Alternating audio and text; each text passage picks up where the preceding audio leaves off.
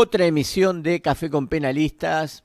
Queremos agradecer especialmente el esfuerzo en su horario que ha realizado el doctor Patricio Gandulfo, que es nuestro invitado del día de hoy. Patricio Gandulfo, hemos sido compañeros en un posgrado en la Universidad del Museo Social, ahí nos conocimos ya hace bastantes años, creo que más de 15 años aproximadamente, y hoy es un juez de la provincia de Buenos Aires, juez correccional en La Plata, y realmente un gran investigador de las soluciones alternativas al conflicto penal. Fundamentalmente hago referencia a esto, que en el lineamiento antiguo del tema de las resoluciones de las situaciones penales, lo que se buscaba era la sanción. Hoy, dentro de las doctrinas modernas, lo que se busca es la solución al conflicto penal.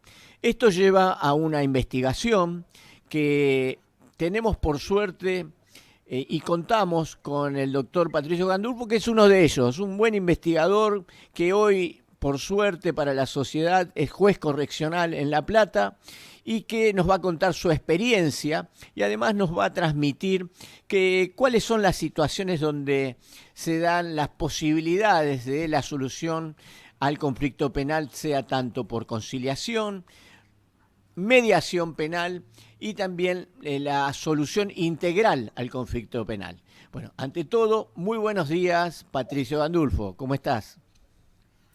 ¿Qué tal, Augusto? ¿Cómo estás? Siempre es bueno poder hablar con vos y estar acá acompañándote en estos espacios tan importantes en los cuales participás. Así que bueno, eh, a disposición.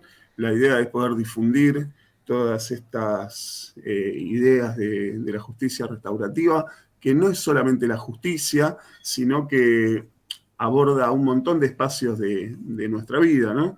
Lo restaurativo tiene que ver con el proceso penal, que es de lo que vamos a estar hablando hoy, pero también con la educación, con la vida en las universidades, en el trabajo, en el deporte, en todas las manifestaciones artísticas, porque en definitiva los conflictos están, o sea, ¿no?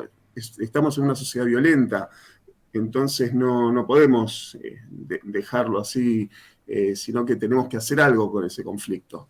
Y la idea, ¿no? de lo que, tomando lo que vos estabas diciendo, el conflicto tiene que ser un disparador para mejorar, ¿no? A nosotros en la universidad siempre nos hablan de la reparación como la restitutio in integrum, ¿no? Esto de volver al estado anterior, y lo que nosotros tenemos que hacer es, al contrario, no volver al estado anterior, mejorar, o sea, mirar el pasado, pero poder lograr un futuro mejor, ¿no? Aprovechar el conflicto como una oportunidad. Eso es la base del enfoque restaurativo. Después, dentro de los principios de lo que es el enfoque restaurativo, está la voluntariedad, el respeto a las personas. ¿Por qué es esto? Porque las soluciones tradicionales, como bien vos decías, están enfocadas en lo que es el punitivismo, ¿no? La retribución, y es como que deja de lado a los verdaderos protagonistas del proceso, del conflicto, que son, a ver, para empezar, la víctima, pero también el victimario y la sociedad, ¿no? Se habla de, más que nada ahora con todas las nuevas leyes que enuncian los derechos de las víctimas, de muchos niveles de víctimas, porque nosotros en lo que es el fuero penal tenemos una foto de algo que pasó, pero para haber llegado hasta eso, tuvieron que haber pasado muchas cosas antes. Entonces los conflictos tienen una complejidad que a veces, muchas veces, supera el enfoque del proceso penal, y entonces lo que necesitan los operadores es poder pensarlo desde lo multidisciplinario, poder generar procesos de diálogo, poder tomar principalmente la opinión de las víctimas en la solución de su propio conflicto, ¿no? Puede pasar que uno como juez termine tomando una decisión que en definitiva no termina satisfaciendo a nadie, ¿no? Porque cuando entras a una sala de juicio oral, cuando escuchás al que acusa y al que defiende, después de ahí o terminás condenando o absolviendo, y muchas veces ninguno de las personas que les toca atravesar esto, porque muchas veces nadie quiere estar en esa posición, ¿no? Me refiero específicamente, si querés, a un delito culposo, ¿no? Donde justamente lo que se castiga es una irregular elección de medios, ¿no? Por ejemplo, para manejar un auto, para llevar adelante una actividad, y realmente nadie quiere estar en un proceso penal por eso, pero bueno, el marco legal dice que hay que hacer un proceso penal, y la solución, insisto, tradicional es un juicio con una sanción, pero la sanción no es reparatoria propiamente dicha. Así que por eso está la importancia de que busquemos soluciones que en realidad se dicen alternativas, pero no son alternativas, ¿no? Lo alternativo tendría que ser lo punitivo. Lo principal, lo primordial tendría que ser que las propias partes encuentren la solución que a ellos mejor les convenga para este conflicto, para este problema que tuvieron. Aquí me lleva como una de las primeras reflexiones, es, Patricio, ¿consideras que solamente para los delitos patrimoniales corresponde una solución alternativa o debe ser más amplio este aspecto? Lo digo esto porque el artículo 59, para varios fiscales generales con los que he conversado, me hacen referencia que solamente para cuestiones patrimoniales. ¿Cuál es tu pensamiento con respecto a esto?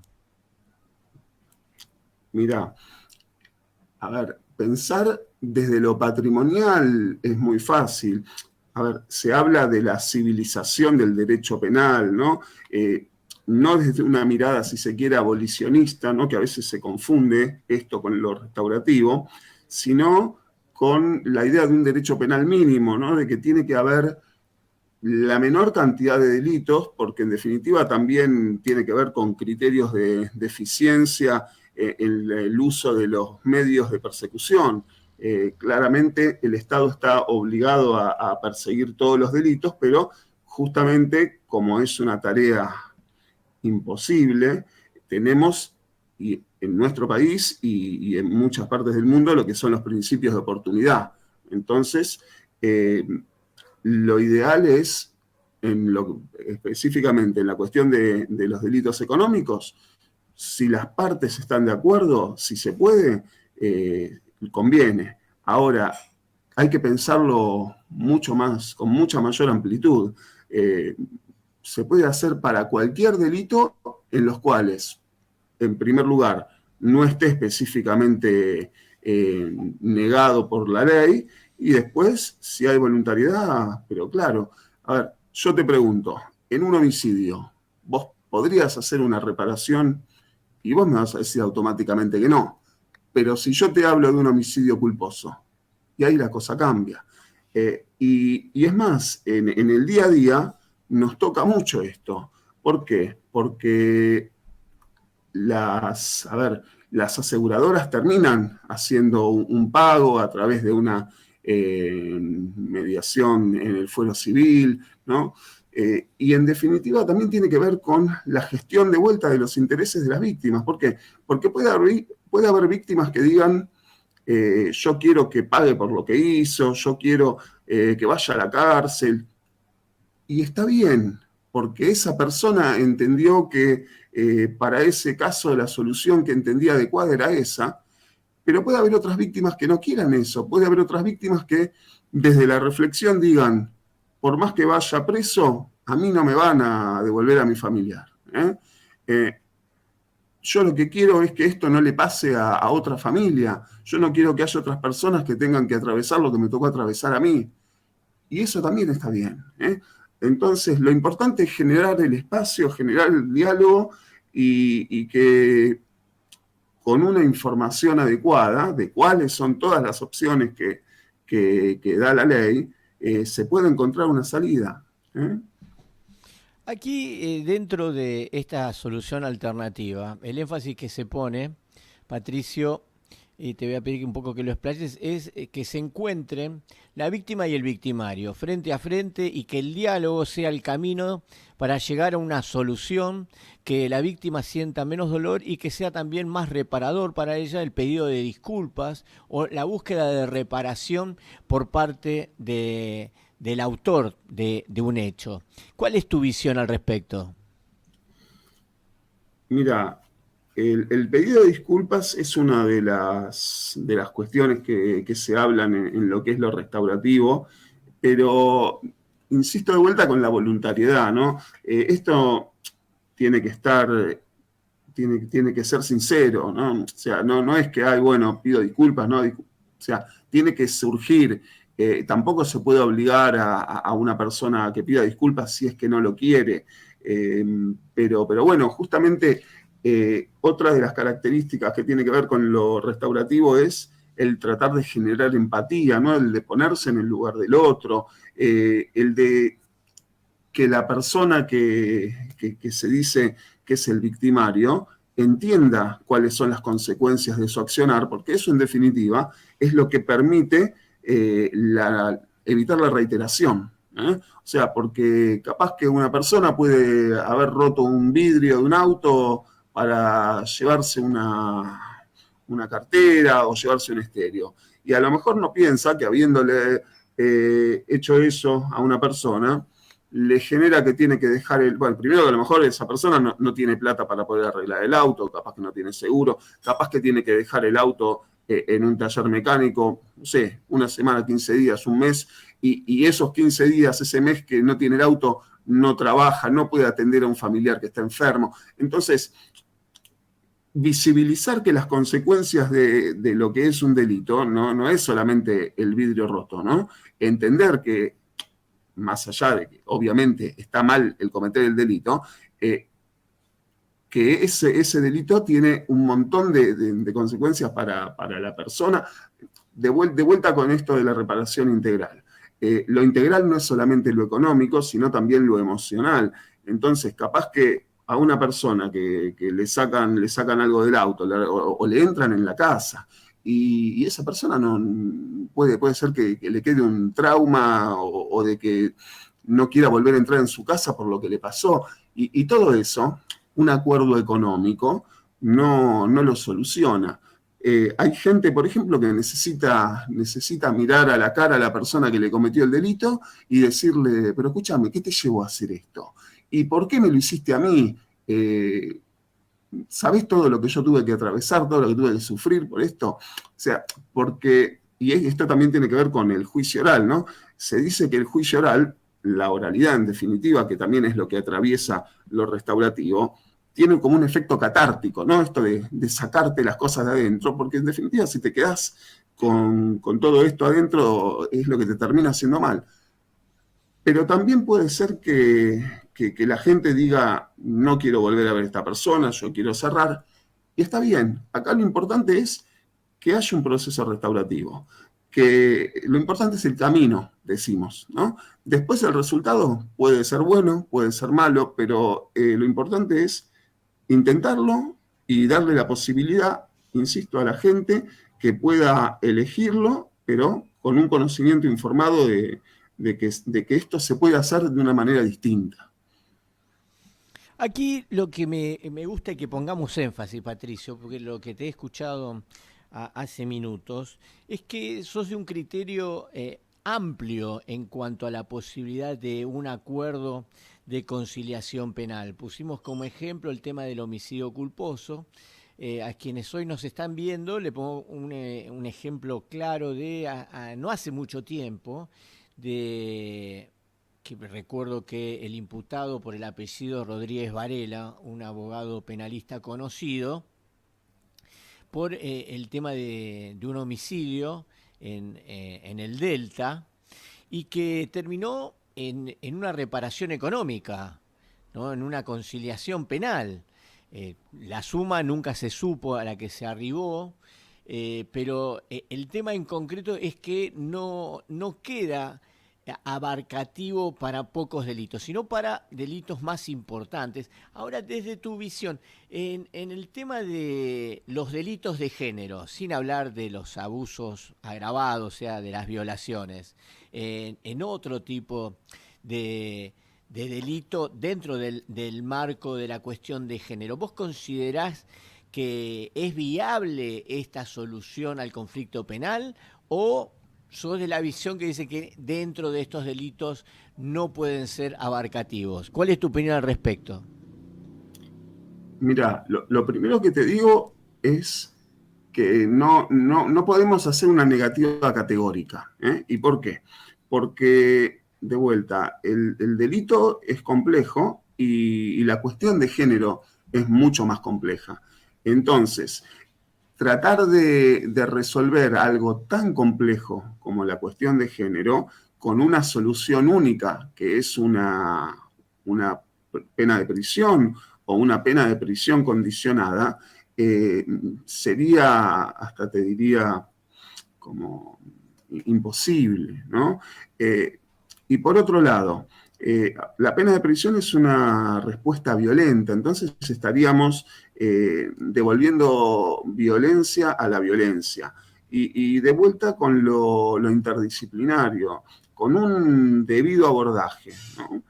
Con condiciones, con controles, con prohibiciones de acercamiento, con realización de cursos, pero realización de cursos como corresponde y de vuelta, ¿no? Con voluntariedad, con responsabilización, con empatía.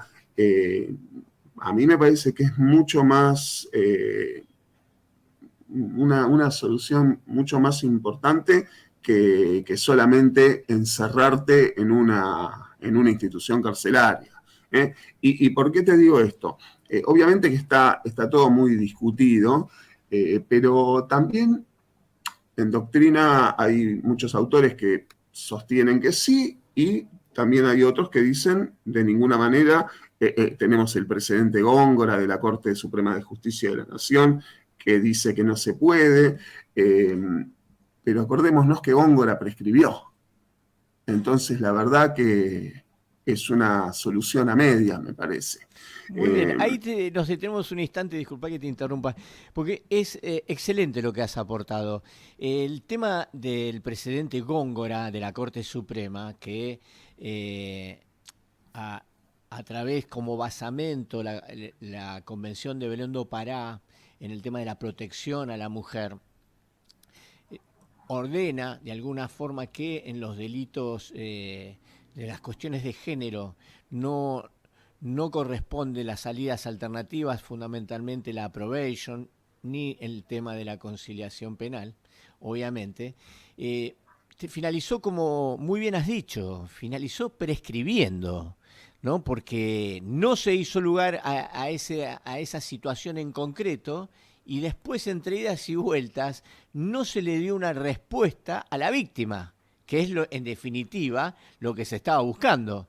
O sea, que termina en una prescripción donde uno ya no le puede dar una respuesta coherente a la víctima de cómo llegamos a esa situación. Así que ese aporte realmente ha sido brillante de tu parte porque es esclarecedor. Más que nada para los que tienen un criterio restrictivo a este tipo de soluciones. ¿Cuál es tu visión al respecto en cuanto a la receptación por parte de los integrantes del Poder Judicial de estas salidas alternativas, estas soluciones al conflicto penal? ¿Cuál es tu sensación, tu percepción?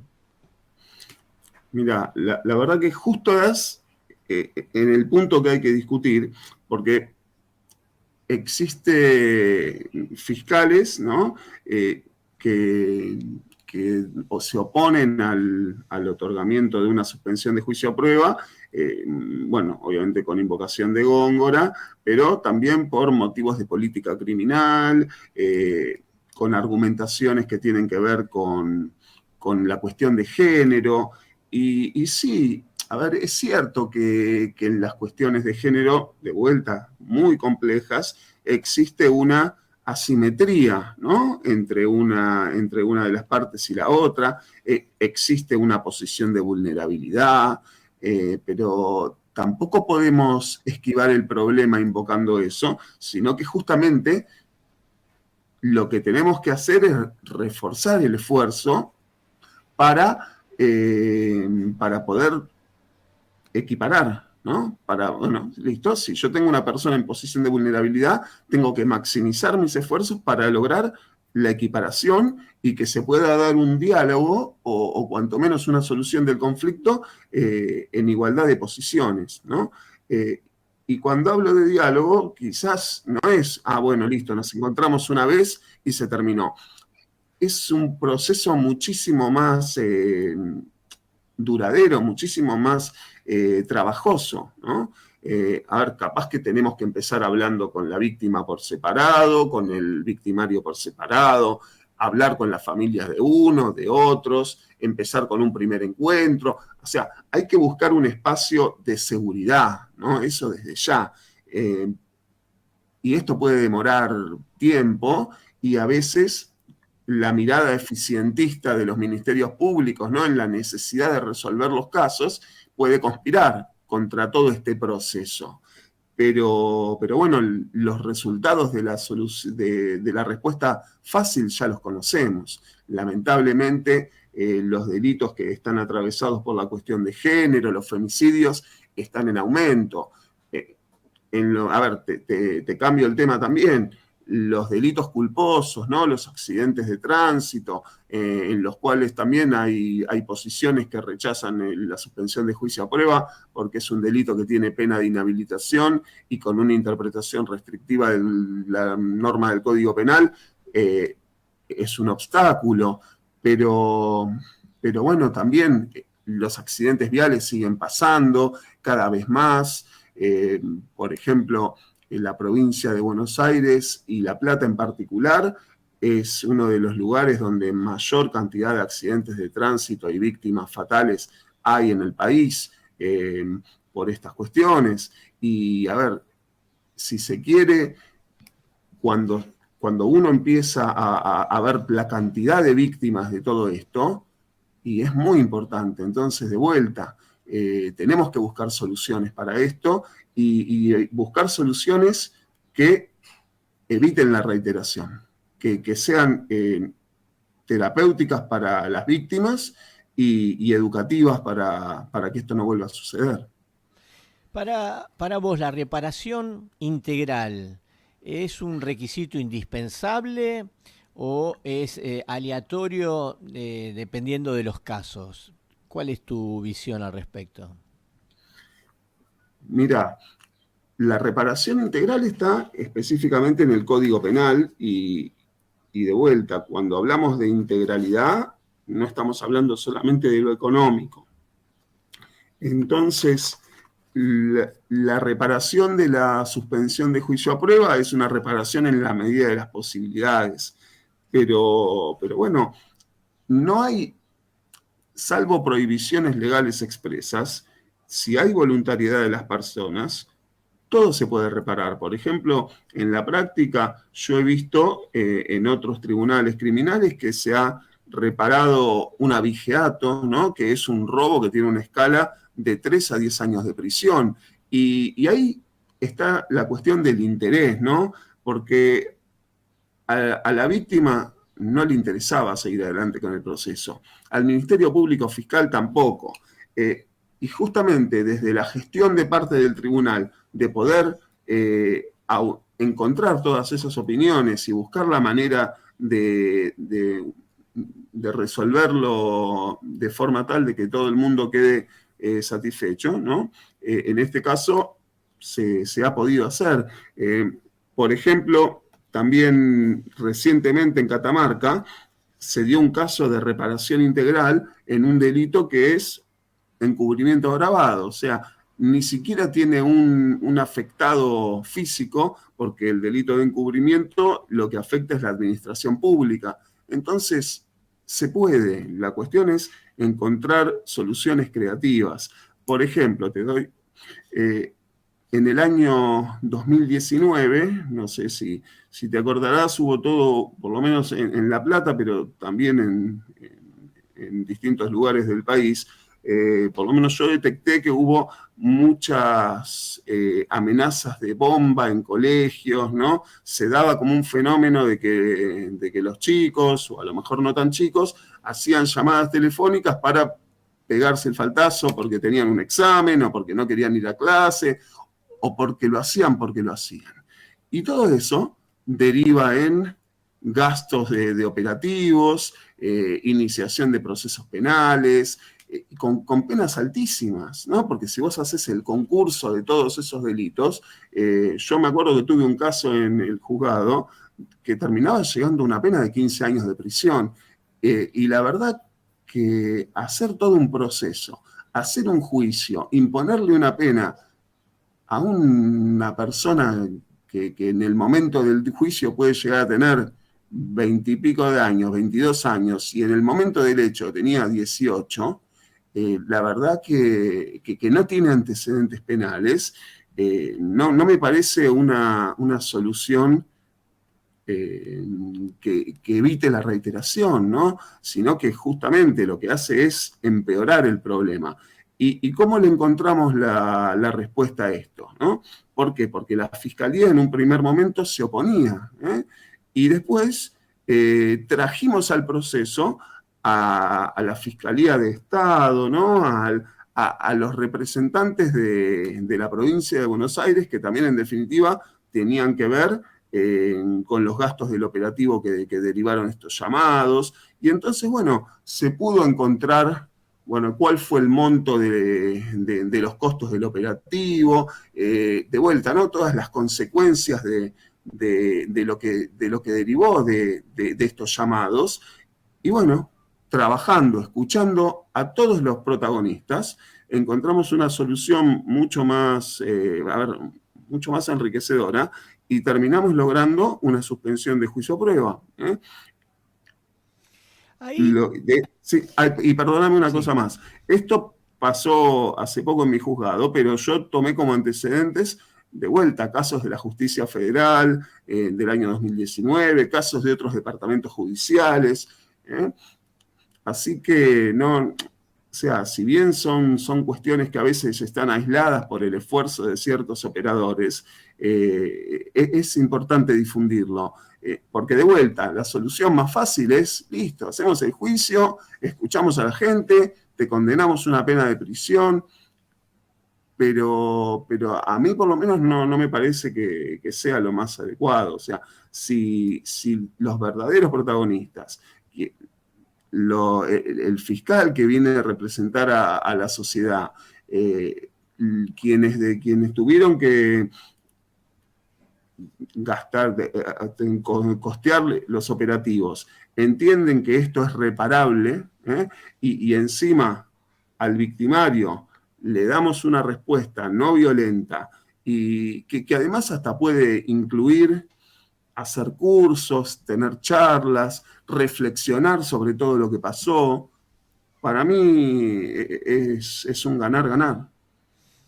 Ahí que quería agregar a lo que brillantemente estás exponiendo, Patricio, es que me gustó esa definición que me has dado en las veces que hemos conversado, que muchas veces el debate termina siendo una situación donde la víctima vuelve a revivir los hechos que no quiere volver a revivir, desea no volver a revivir, y además que la condena penal no es su finalidad, que después se termina quejando quizás porque la condena es baja, ¿no? Llegamos a esto y le están dando una pena cercana a la mínima, y el imputado, el autor del hecho, después termina con una condena cuando siempre tuvo una buena predisposición de encontrar una salida alternativa. Esa es una de las definiciones que te he escuchado en más de una oportunidad, de las cuales adhiero plenamente y a la que te solicito también en cuanto a esto. ¿Qué nos marcan las estadísticas con respecto al tema de las soluciones alternativas? Si las estadísticas nos están marcando que hay un auge de la solución alternativa o está siendo vista con un criterio restrictivo. Mira, para empezar, la cuestión de la opinión de las víctimas y la incorporación de las respuestas alternativas o diversas al juicio, ¿no? A mí no me gusta decirles alternativas porque de vuelta con esta idea que es lo que tiene que quedar. Las respuestas que tengan en cuenta la opinión de la víctima en todos sus niveles tendrían que ser la principal forma de resolver el conflicto. Ahora, estas son deudas pendientes que tenemos desde que se empezó con la reforma acusatorio adversarial hace 30, 40 años en Latinoamérica. Y lamentablemente todavía queda mucho trabajo por hacer. Pero bueno, se van incorporando formas, se va introduciendo legislación, se van cambiando las prácticas. Hoy por hoy, ya te digo, la mediación es como la más difundida, ¿no? La que tiene mejor marketing, pero no es la única. ¿Por qué? Porque cuando hablamos de respuestas diversas, ¿no? Tenemos distintas categorías, tenemos, las que son completamente restaurativas, las íntegramente restaurativas, las parcialmente restaurativas, ¿no? Esto de acuerdo a la gestión de las opiniones, ¿no? Algunas pueden tener en cuenta tanto la opinión de la víctima como del victimario y un hacer de parte de los dos, otras solamente escuchan al victimario y ponen en su cabeza determinadas obligaciones como la suspensión del juicio a prueba. Bueno, la conciliación también, ¿no? Gestiona los intereses de todas las partes, pero también tenemos otras prácticas que sí están difundidas y que pueden ser los círculos restaurativos, las conferencias, bueno, la reparación. La reparación, en definitiva, si bien se escucha a la víctima, termina siendo una cuestión unilateral del victimario. Y lo que es importante que también tengamos en cuenta, bueno, los criterios de oportunidad también, como decíamos antes, es que lo restaurativo puede tener lugar en cualquier etapa del proceso penal, ¿no? Y también puede ser, incluso se puede ser una gestión previa al proceso penal. En otros países existen enfoques restaurativos desde las policías, para la prevención, pero, a ver, y esto también es importante. Lo restaurativo no es que te damos una palmada en la espalda y te vas. Hay veces que la respuesta restaurativa puede ser mucho más intensa que una respuesta retributiva. ¿Por qué?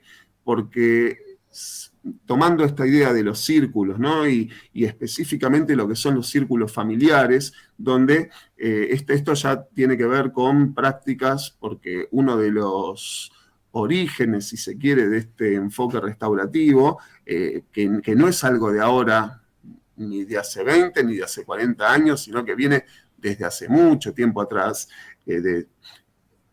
por ejemplo, de las prácticas de los pueblos originarios, ¿no? Los círculos restaurativos familiares tienen origen, si se quiere, en pueblos originarios de Canadá, de Australia, y entonces se juntan la víctima y su familia, después el victimario y su familia, después hay una tercera instancia donde se terminan juntando todos, se buscan soluciones al conflicto y una vez que se termina, se le pone fin al conflicto, ahí es como que se produce toda una reconciliación entre todas las partes. Hay círculos de justicia también donde incorporando estas prácticas, también se interviene un juez, entonces le pone como un cierre con marco legal de acuerdo a nuestros estándares, ¿no? Acá también está la cuestión del uso alternativo del derecho.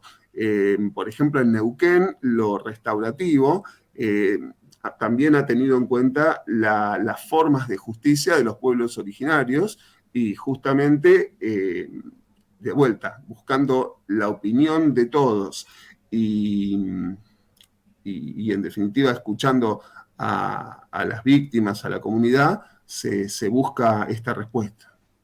Aquí me gustó y abriste mi inquietud en cuanto a que en otros países está la política restaurativa por parte de la prevención. ¿Qué es lo que has podido leer sobre eso? Mira, a ver, yo entiendo primero que tenemos que tomar lo mejor de las experiencias, ¿no? que pasan en otros países, pero también lo tenemos que trasladar a nuestras realidades. Por ejemplo, en los países nórdicos, en Europa, están transformando las cárceles en biblioteca, ¿no? De ahí viene el abolicionismo. Pero bueno, nosotros tenemos que, de vuelta, encontrar una solución actual, inmediata o a corto plazo a la problemática local que tenemos y considerando las particularidades de cada comunidad, de cada, o sea, del público al cual apuntamos con estas prácticas restaurativas, ¿no? Se habla de implementación de programas restaurativos y de esto hay un manual de las Naciones Unidas que tiene una primera edición del año 2006 y que recientemente, si no fue el año pasado, fue el anterior, salió una segunda edición actualizada que está en inglés, en la cual tuve la oportunidad de participar en una traducción informal. Y, y la verdad que hay que buscar salidas distintas porque si seguimos haciendo lo mismo, vamos a seguir teniendo los mismos resultados y la Administración de Justicia, desde hace muchos años, las estadísticas reflejan que tiene una imagen negativa y esta imagen negativa, que está por arriba del 70%, para mí tiene que ver con esta escasa participación de la sociedad y de las víctimas, ¿no? Entonces, hay que visibilizar el trabajo de los operadores de la justicia, porque es muy importante y hay muchas personas que, que trabajan hasta altas horas de la noche para poder encontrar soluciones y resolver los casos. Pero bueno, dándole la oportunidad a las víctimas, mostrando cuáles son los resultados, se puede mejorar, ¿no? Yo tengo la esperanza de que así sea. El juicio por jurados, por ejemplo, es una forma de las más importantes en los últimos tiempos que permite la incorporación de la ciudadanía a la administración de justicia. Pero, por lo menos en lo que yo pienso, el enfoque restaurativo, los círculos restaurativos, la mediación, la conciliación, abarcan un universo de casos mucho más amplio, ¿no? Entonces, a mí me parece que tenemos que ir por ahí. Es cierto que empezamos un proceso de reforma acusatoria adversarial por los años 80, ya vamos por la tercera generación de reformas, pero la mirada la tenemos que tener en la gente, ¿eh? El caso penal no es solamente un expediente, no es solamente un artículo del Código Penal. Son personas, ¿no? Esto le pasa a personas.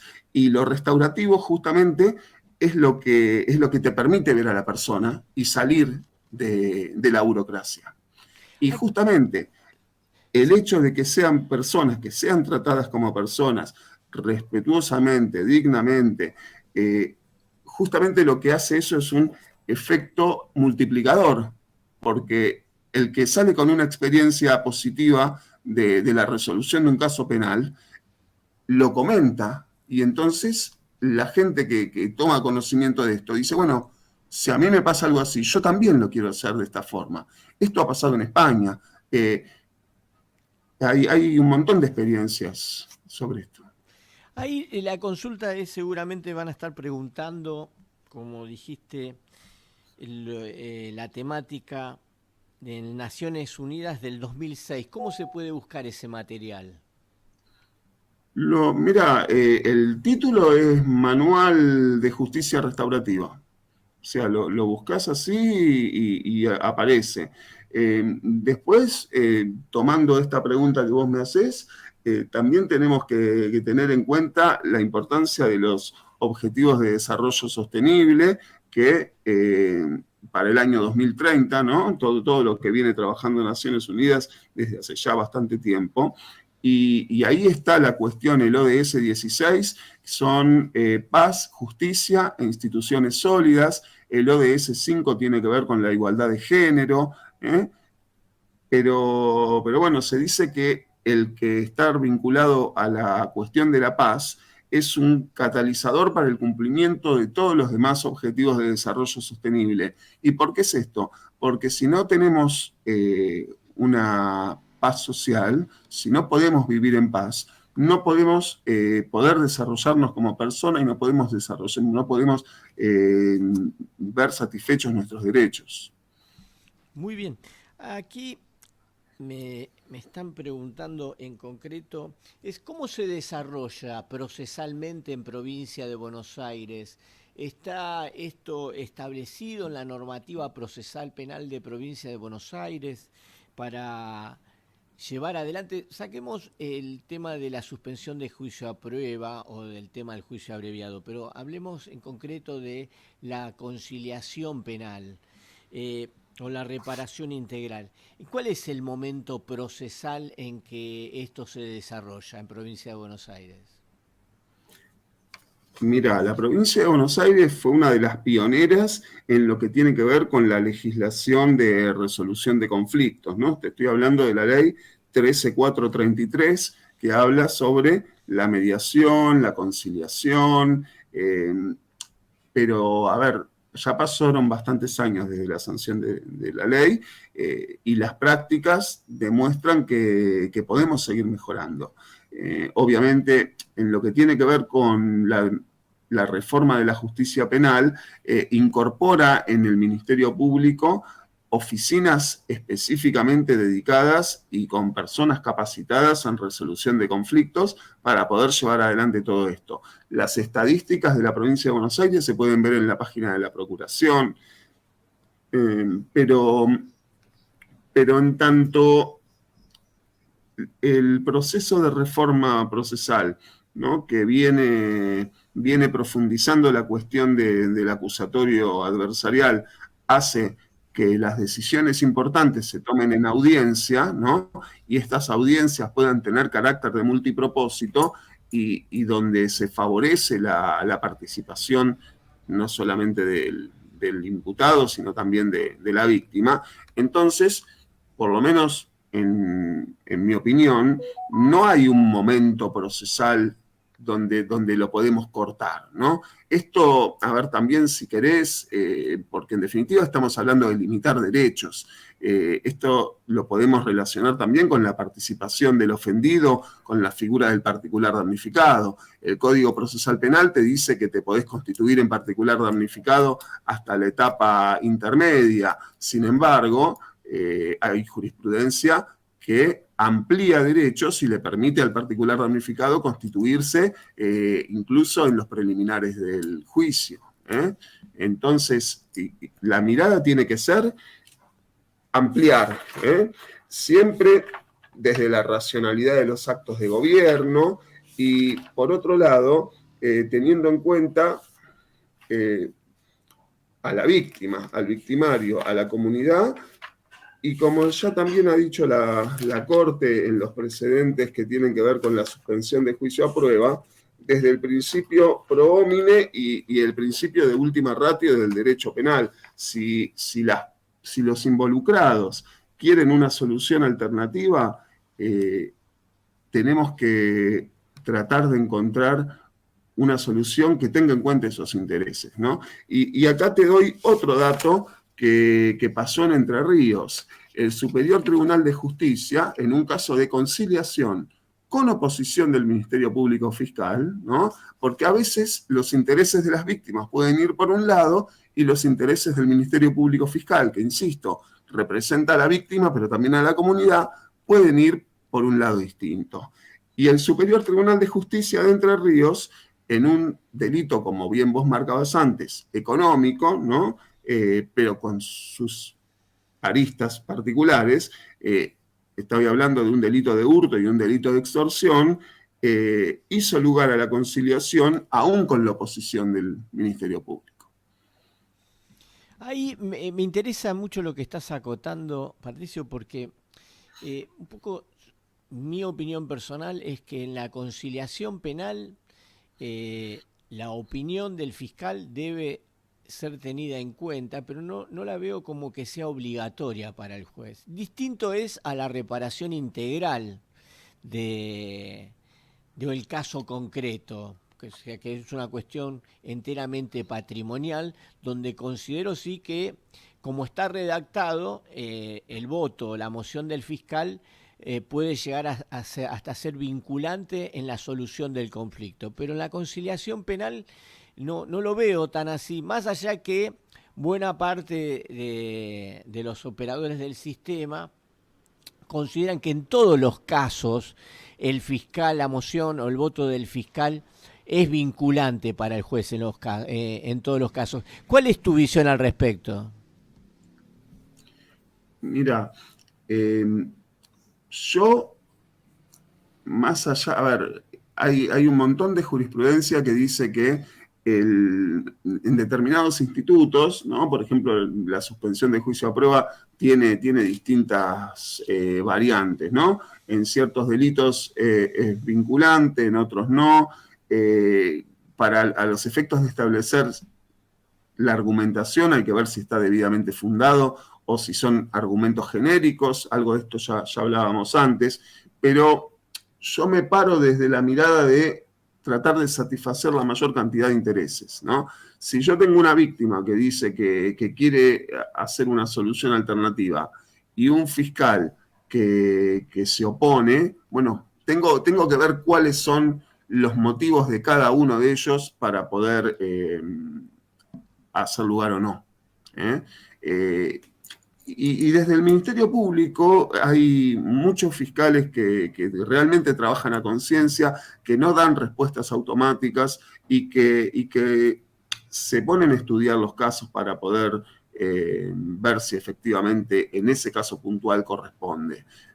Porque puede pasar que una causa viene investigada de determinada forma y después cuando empezás con este proceso de diálogo con la víctima, o, a ver, te hablo específicamente en la cuestión de delitos que puedan venir inicialmente calificados como género, ¿no?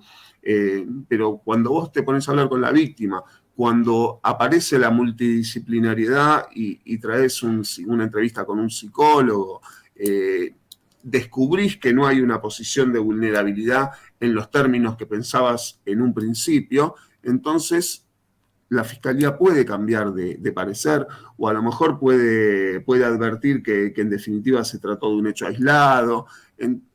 También podés advertir que la posición de vulnerabilidad de la víctima favoreciendo un acuerdo y entonces ahí de vuelta tenés que reforzar las intervenciones.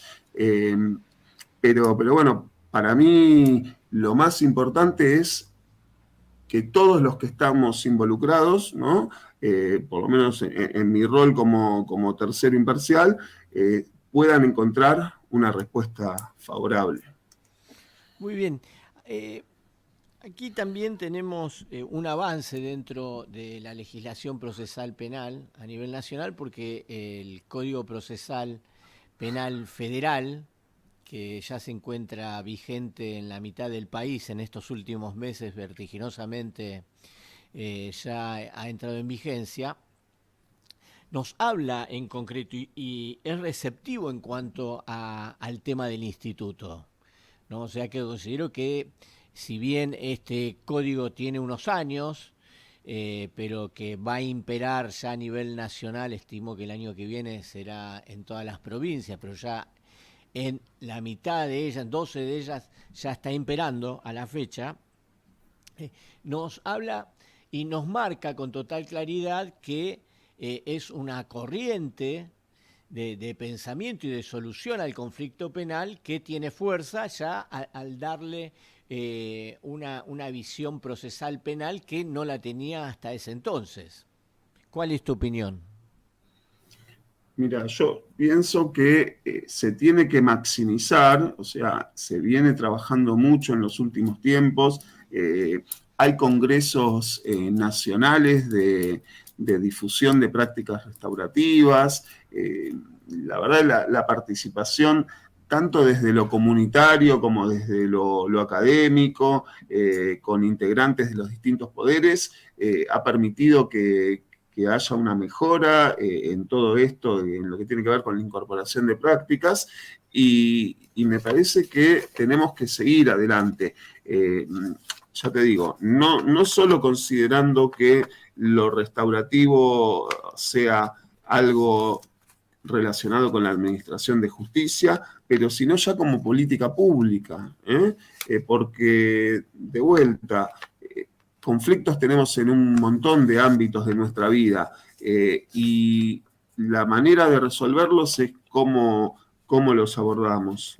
Si te doy un ejemplo, si vos le enseñás a un chico a resolver sus conflictos restaurativamente desde la casa, desde el colegio, va a ser un adulto que resuelve esos conflictos de la misma manera. Entonces no tenemos un momento para empezar. El momento es ahora. Muy bien, excelente definición. Lo voy a tomar como mía a partir de ahora si me autorizas, Patricio. Me encantó eso. Patricio, un poco para ir redondeando el tema, se ha pasado rápidamente nuestra emisión, el acompañamiento con quienes nos ven semanalmente. Y te quería preguntar, ¿qué nos recomendás para leer o qué jurisprudencia leer un poco para profundizar estos temas que estamos tratando hoy? Porque lo importante es divulgarlo, ¿no? Que es un poco lo que le falta a la justicia restaurativa. Mira, a ver, la lectura básica es Howard Serr. Después, en jurisprudencia, tenés en la página de Pensamiento Penal, en la Ciudad Autónoma de Buenos Aires, el Poder Judicial tiene cuadernos de justicia restaurativa, de justicia juvenil, porque la justicia juvenil también es uno de los espacios donde más se trabaja con lo restaurativo. También hay lecturas sobre justicia terapéutica, ¿no? Que específicamente apuntan en lo que es la etapa de la ejecución en los casos de adultos. Bueno, el manual de Naciones Unidas del que hablábamos me parece que es esencial. Tenés muchísimo, a ver, Calvo Soler desde España, nada, es cuestión de ponerse a buscar y acordarnos que lo restaurativo, ¿no? Tiene que ser una política pública y no tiene que limitarse solamente a los delitos de bagatela o de menor cuantía, sino que tiene que ser aplicable a todos los delitos. Es más, también recientemente en alguna provincia, que ahora no recuerdo el nombre, se han aplicado prácticas restaurativas en contravenciones, ¿no? En todo espacio donde haya un conflicto tiene que estar la posibilidad de escuchar a las víctimas, a los intervinientes y dar una respuesta que sea para mejorar, ¿no? Muy bien, para finalizar, te pedimos cuál ha sido el caso más llamativo, que más te ha interesado, que hayas resuelto en el último tiempo. Cuestión de darle una semblanza, un ejemplo a quienes hoy nos están viendo. Mira, todos los casos tienen sus particularidades, pero rescato esto del proceso y no del resultado, ¿no? Porque a veces uno puede dar el mayor esfuerzo y en definitiva no obtener inmediatamente un resultado restaurativo, pero sí eso ya le produce un cambio a quienes participaron. En delitos culposos. En delitos culposos vos podés tener víctimas o los familiares de víctimas que salen de una audiencia abrazándose con la persona que aparece como victimario, ¿no? ¿Por qué? Porque a lo mejor pasó el tiempo, años, y nunca se pudieron encontrar. Y vos tenés testimonios de personas, ¿no? Acusadas que dicen, yo la verdad que no, no encontraba la forma de poder acercarme y pedirles disculpas a esta gente por lo que pasó, y la verdad que a mí esto me cambió la vida, o tenés gente que dice, yo me quedé acompañando a la víctima hasta que llegó la ambulancia y se le había caído una cadenita y yo todavía tengo la cadenita y se las quiero devolver, y cosas así, ¿no? Cosas que necesitamos espacios de encuentro, ¿eh? Porque de vuelta, los papeles se paran, la burocracia se para, tenemos que terminar con eso y tenemos que escuchar a la gente para que sea la propia gente la que resuelva sus problemas, obviamente brindando las mejores herramientas desde la Administración de Justicia para que eso pueda tener lugar. Muy bien. Patricio, ya ha transcurrido nuestra emisión, es decirte muchas gracias por tu tiempo. Realmente es un orgullo tenerte como uno de los precursores, luchadores por la justicia restaurativa. Valoro enormemente que alguien que haya llegado a ser juez tenga esta visión, esta perspectiva de avanzada. Es una salida y una alternativa al conflicto penal que realmente merece ser impulsada, estudiada y comprendida por buena parte de los operadores del sistema penal judicial argentino, ¿no? Porque hay ya determinadas opiniones, como has relatado en buena parte del Ministerio Público, es renuente en varios aspectos a este tipo de salidas a un proceso penal. Pero lo importante aquí es resolver el conflicto penal, darle una respuesta a la víctima y que el imputado o victimario también tenga una solución. Todos estamos potencialmente expuestos a vivir una situación de estas características, sea como víctima o victimario, y tener jueces o operadores del sistema como vos que tengan un criterio amplio enriquece mucho más al sistema. En lo personal, el orgullo de siempre de encontrarnos, de sentirme tu amigo a la distancia muchas veces porque vos estás trabajando en La Plata, y lo importante también es el gusto de compartir esta visión del proceso penal y buscar la paz social, que es en definitiva también lo que muchos pensamos que debe buscar el proceso penal como objetivo final. Así que también como despedida, como es Café de Penalistas, te despedimos con tu copa, con tu café también ahí que te está esperando, y el orgullo de haber compartido contigo esta emisión, este programa, y encontrarnos con nuestros seguidores en la próxima reunión y contigo seguramente en otra convocatoria para seguir enriqueciéndonos con tu línea de pensamiento. Muchas gracias, doctor Patricio Gandulfo, juez en la provincia de Buenos Aires con sede en La Plata. El orgullo de siempre de haber hablado contigo. Un gusto. Nos estamos viendo en cualquier momento. La verdad que me encanta porque poder hablar de todas estas cosas nos llama a seguir mejorando no solo la forma de resolver los conflictos, sino de las prácticas, ¿no? Y de seguir incorporando prácticas. Así que a disposición y bueno, espero que sigamos compartiendo proyectos en común, amigo. Así será, así será. Descontamos eso. Como siempre, gracias a todos. Patricio, el saludo a la distancia. Abrazo enorme. Muchas gracias por tu tiempo. Hasta luego. See the man who won't stay, feel